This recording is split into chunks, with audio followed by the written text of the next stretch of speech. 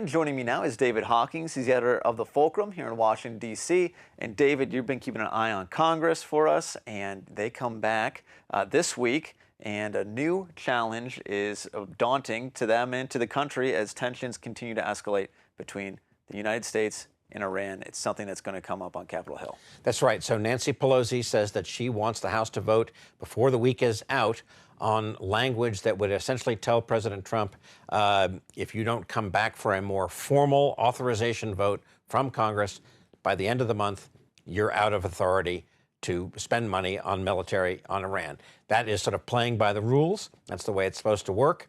To do a civics lesson in one sentence, while the president is the commander-in-chief under the Constitution. The Constitution also says it's up to Congress to raise and support the Army, Navy, and the Air Force. That means pay the bills.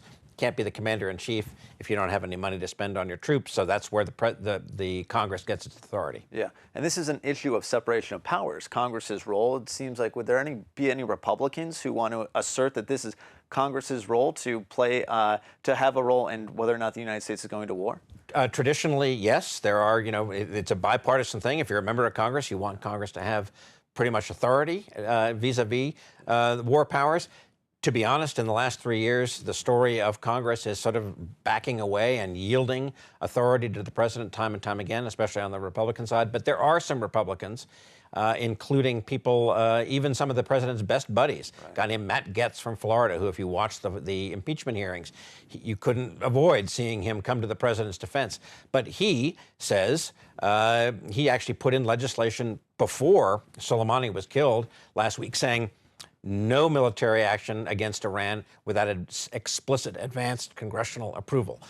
Not good enough to say we're relying on the authorization for the use of military force that happened after September 11th, which is the really thin legal filament that George Bush, Barack Obama, and now Donald Trump are standing on. Of course, this is all happening as we keep our eye on impeachment, when the House will send over those articles of impeachment to the Senate, if and when that happens. This week, this month, who knows? David, thank you so much. Another busy start to 2020 and another busy week in Washington. Indeed. For more stories like these, you can check out The Fulcrum at thefulcrum.us.